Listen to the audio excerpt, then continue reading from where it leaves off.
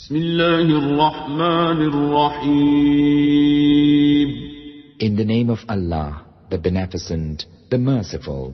الزانية والزاني فاجلدوا كل واحد منهما 100 جلدة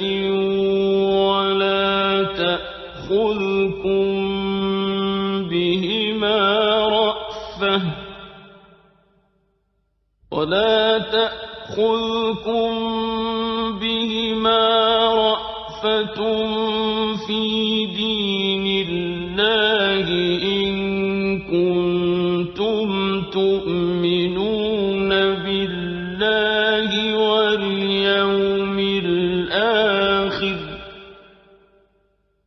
وليشهد عذابهما طائفة من المؤمنين.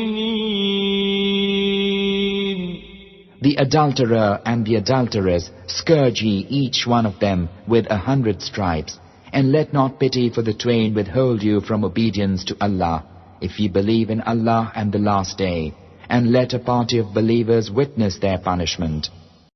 شروع اللہ کا نام لے کر جو بڑا مہربان نہایت رحم والا ہے. بدکاری کرنے والی عورت اور بدکاری کرنے والا مرد جب ان کی بدکاری ثابت ہو جائے تو دونوں میں سے ہر ایک کو 100 درے مارو. اور اگر تم اللہ اور روز آخر پر ایمان رکھتے ہو تو اللہ کے قانون کو نافذ کرنے میں تمہیں ان پر ہرگز ترس نہ آئے، اور چاہیے کہ ان کی سزا کے وقت مسلمانوں کی ایک جماعت بھی موجود ہو. مسند احمد میں ہے کہ عمر رضی اللہ عنہ نے اپنے خطبے میں فرمایا، لوگ کہتے ہیں کہ رجم یعنی سنگساری کا مسئلہ ہم قرآن میں نہیں پاتے، قرآن میں صرف کوڑے مارنے کا حکم ہے.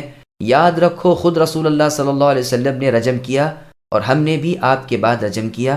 اگر مجھے یہ خوف نہ ہوتا کہ لوگ کہیں گے قرآن میں جو نہ تھا عمر رضی اللہ عنہ نے لکھ دیا تو میں آیت رجم کو اسی طرح لکھ دیتا جس طرح نازل ہوئی تھی. یہ حدیث سنن نسائی میں بھی ہے. مسند احمد میں ہے کہ عمر رضی اللہ عنہ نے فرمایا، رجم کے حکم کے انکار کرنے کی ہلاکت سے بچنا. امام ترمذی رحمہ اللہ بھی اسے لائے ہیں اور اسے صحیح کہا ہے. پس ان سب احادیث سے ثابت ہوا کہ رجم کی آیت پہلے لکھی ہوئی تھی، پھر تلاوت میں منسوخ ہو گئی اور حکم باقی رہا. واللہ اعلم. خود رسول اللہ صلی اللہ علیہ وسلم نے اس شخص کی بیوی کے رجم کا حکم دیا جس نے اپنے ملازم سے بدکاری کرائی تھی. اسی طرح رسول اللہ نے ماعز رضی اللہ عنہ کو اور ایک غامدیہ عورت کو رجم کرایا. ان سب واقعات میں یہ مذکور نہیں کہ رجم سے پہلے آپ نے انہیں کوڑے بھی لگوائے ہوں، بلکہ ان سب صحیح اور صاف حدیثوں میں صرف رجم کا ذکر ہے، کسی میں بھی کوڑوں کا بیان نہیں. اسی لیے جمہور علماء اسلام کا یہی مذہب ہے. امام مالک شافعی رحمہم اللہ بھی اسی طرف گئے ہیں. امام احمد رحمہ اللہ فرماتے ہیں پہلے اسے کوڑے مارنے چاہیے پھر رجم کرنا چاہیے تاکہ قرآن حدیث دونوں پر عمل ہو جائے. جیسے کہ امیر المؤمنین علی رضی اللہ عنہ سے منقول ہے کہ جب آپ کے پاس سراجہ لائی گئی جو شادی شدہ عورت تھی اور زناکاری میں آئی تھی تو آپ نے جمعرات کے دن تو اسے کوڑے لگوائے اور جمعے کے دن سنگسار کرا دیا، اور فرمایا کہ کتاب اللہ پر عمل کر کے میں نے کوڑے پٹوائے اور سنت رسول صلی اللہ علیہ وسلم پر عمل کر کے سنگسار کرایا. یہ روایت مسند احمد کی ہے. مسند احمد نے سنن اربعہ صحیح مسلم میں ہے کہ رسول اللہ صلی اللہ علیہ وسلم نے فرمایا، میری بات لے لو، میری بات لے لو. اللہ تعالیٰ نے ان کے لیے راستہ نکال دیا. کنوارا کواری کے ساتھ زنا کرے تو 100 کوڑے اور سال بھر کی جلاوطنی، اور شادی شدہ کے ساتھ کرے تو رجم. پھر فرمایا اللہ کے حکم کے ماتحت اس حد کے جاری کرنے میں تمہیں ان پر ترس اور رحم نہ کھانا چاہیے. دل کا رحم اور چیز ہے، وہ تو ضرور ہوگا، لیکن حد کے جاری کرنے میں امام کو کمی اور سستی بری چیز ہے. جب امام یعنی سلطان کے پاس کوئی ایسا واقعہ جس میں حد ہو پہنچ جائے تو اسے چاہیے کہ حد کو جاری کرے اور اسے نہ چھوڑے. سنن نبی داؤد میں ہے رسول اللہ نے فرمایا کہ ایک حد کا زمین میں قائم ہونا زمین والوں کے لیے 40 دن کی بارش سے بہتر ہے. یہ بھی قول ہے کہ ترس کھا کر مار کو نرم نہ کرو بلکہ درمیانہ طور پر کوڑے لگاؤ. یہ بھی نہ ہو کہ ہڈی توڑ دو. تہمت لگانے والے کی حد کے جاری کرنے کے وقت اس کے جسم پر کپڑے ہونے چاہیں، ہاں زانی کے حد کے وقت نہ ہو. یہ قول حماد ابن ابی سلیمان رحمہ اللہ کا ہے. اسے بیان فرما کر آپ نے یہی جملہ وَلَا تَأْخُذْكُمْ پڑھا تو سعید ابن ابی عروبہ رحمہ اللہ نے پوچھا یہ حکم میں ہے؟ کہا ہاں حکم میں ہے، اور کوڑوں میں یعنی حد کے قائم کرنے میں اور سخت چوٹ مارنے میں۔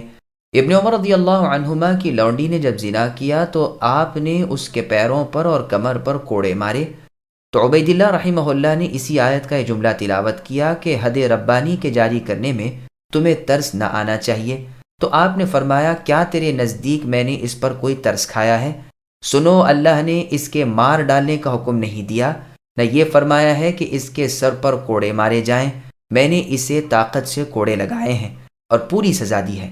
پھر فرمایا اگر تمہیں اللہ پر اور قیامت پر ایمان ہے تو تمہیں اس حکم کی بجاوری کرنی چاہیے اور زانیوں پر حدیں قائم کرنے میں پہلو تہی نہ کرنی چاہیے، اور انہیں ضرب بھی شدید مارنی چاہیے لیکن ہڈی توڑنے والی نہیں، تاکہ وہ اپنے اس گناہ سے باز رہیں اور ان کی یہ سزا دوسروں کے لیے بھی عبرت بنے۔ رجم بری چیز نہیں۔ چنانچہ مسند احمد میں ہے رسول اللہ نے فرمایا کہ ایک شخص نے کہا اللہ کے رسول میں بکری کو ذبح کرتا ہوں لیکن میرا دل دکھتا ہے۔ رسول اللہ نے فرمایا اس رحم پر بھی تجھے اجر ملے گا۔ پھر آگے اللہ فرماتے ہیں کہ ان کی سزا کے وقت مسلمانوں کا مجمع ہونا چاہیے تاکہ سب کے دل میں ڈر بیٹھ جائے اور زانی کی رسوائی بھی ہو تاکہ اور لوگ اس سے رک جائیں، اسے علانیہ سزا دی جائے، مخفی طور پر مار پیٹ کر نہ چھوڑ دیا جائے۔ ایک شخص اور اس سے زیادہ بھی ہو جائیں تو جماعت ہو گئی اور آیت پر عمل ہو گیا۔